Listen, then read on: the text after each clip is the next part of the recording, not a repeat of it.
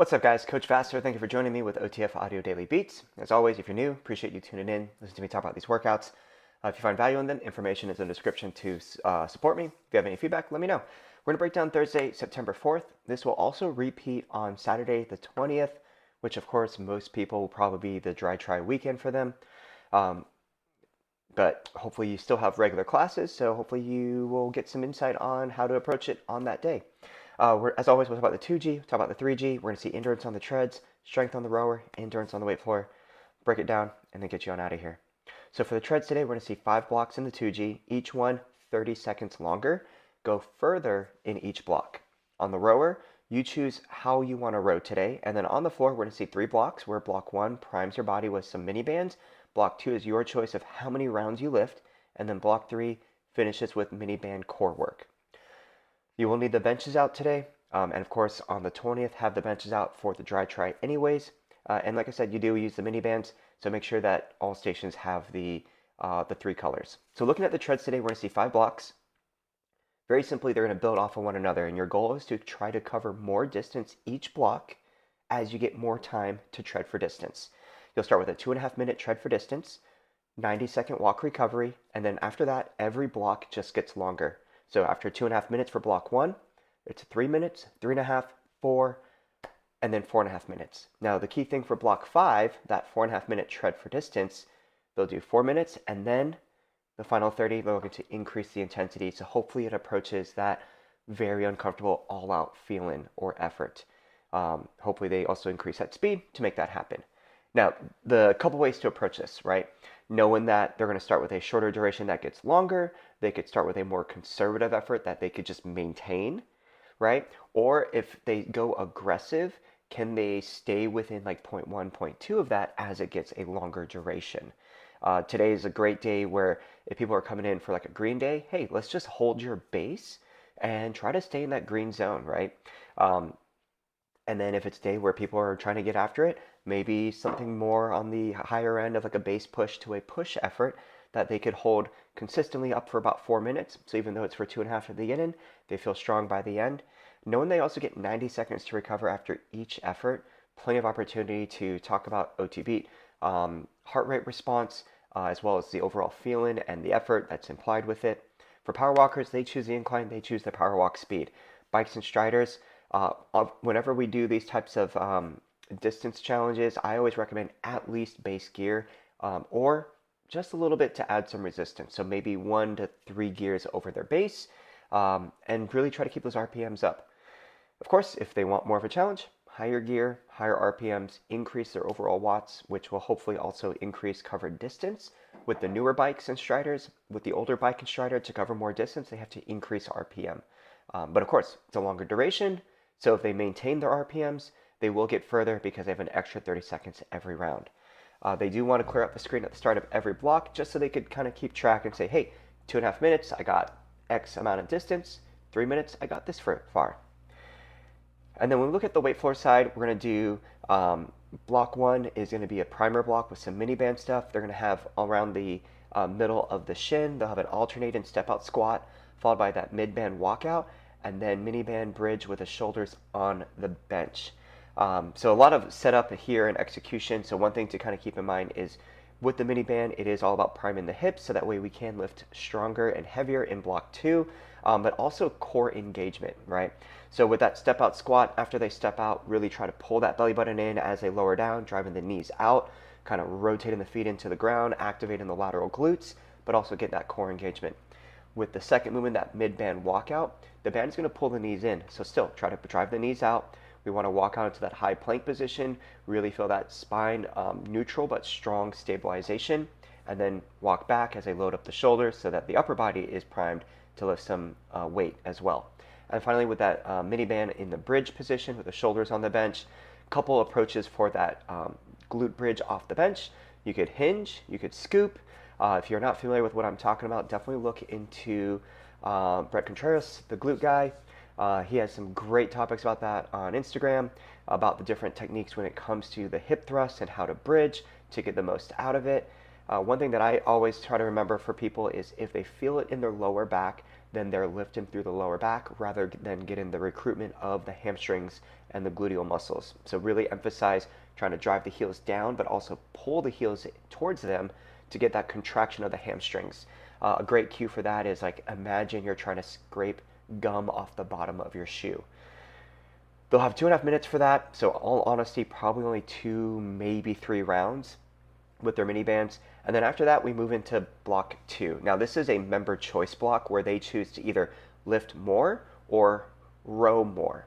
Okay, so we'll have 4 exercises. They choose if they do 1, 2, 3, or 4 rounds. All right, the more rounds they do, then the less time they have to row.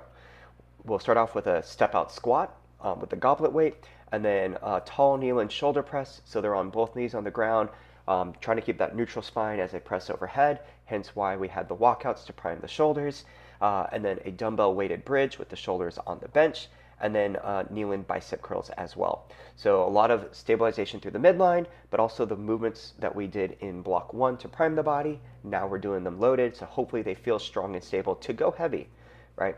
In a perfect world, people try to get about 2 to 3 rounds at the very least in this 13.5-minute block. And then if they choose to go to the rower, they'll row at 22 up to 26 strokes per minute until time is called. So of course, if someone does just 1 round, then they're probably going to row for about 9 minutes of the block. If they do 2 or 3 rounds, they'll probably get an even split, about 5 or 6 minutes on the floor and about 5 or 6-ish minutes on the rower. And of course, if they go for 4 rounds, then if they're taking rest and recover, they probably might not even get to the rower. And it's a member choice, so it's good. Great way to kind of really customize it for the individual of what their goals are. Do they want to get stronger? Do they want to spend more time with the cardiovascular work? And then when we look at the final block, this is going to be back at the floor. We're going to be using the mini bands. I would highly suggest green, and then as a challenge, orange. They're going to be doing the same movement twice for the first 2 rounds, and then the 3rd and 4th round is a safe movement, but first 1 round is on the left side, 1 round is on the right side. So we're going to see the low band double crunch with the band around the lower part. So that's going to be around their ankles, and then with a dumbbell stacked over as they crunch up, pull the knees in, but try to keep the knees and ankles on a railroad track so they're parallel to one another, so they keep tension on the band. So they don't necessarily need to bring the knees in super close, but at least stacked over the hips as they crunch up, and then as they extend out, try to keep that lower back glued to the floor. So that way we're not having any hyperextension through that lower back. They'll have that for 45 seconds, 15-second recovery, and then they hit it again. After that, they're going to put the low band across the wrist for the low band bird dog single arm glide. So they'll do one side for 45 seconds and then one side for the other side for 45 seconds. Now the key thing for that glide, for example, let's say I'm going to move my left arm out, my right hand and my right knee are on the floor. So as my left hand is going out, my right leg is extended back in that bird dog position. The key thing with that glide is the hand, we're going to pull it out to the side, and we want to minimize any rotation through the torso. So imagine like your chest, your hips are headlights or spotlights, and they both point the same direction straight down towards the ground. One thing that I notice with people, if it's too heavy of a band, they'll open up and rotate, which kind of defeats the purpose of it. So really slow and controlled, working on that stabilizer muscle, the back of the shoulders, and then as a challenge, when they bring that hand back in, try to keep the hand off the floor so they are literally gliding across. And also, a lot of times people will put their hand down to the floor and come back in. Once they move out, just keep it off the floor and then back in. They'll do that for 45 seconds and then 45 on the other. If you have the capacity and the space to do this, one thing that I like to do is, of course, take that kneel pad, the shorter side. So if it's more of a longer length, I'll have that going towards them, and then I'll place that between their hands once they've extended out. And then as they're about to bring that hand in, I'm like, hey, I put that pad there, don't touch the pad. So they'll come back in, and they'll have to stop right about shoulder width apart, because we want to keep that tension on the band. If the hands come in too close, they lose the tension, and they lose the whole purpose of that band. So by giving that tactile feedback, allows them to keep tension the entire time. Because once again, you're telling them, do not touch the mat, right?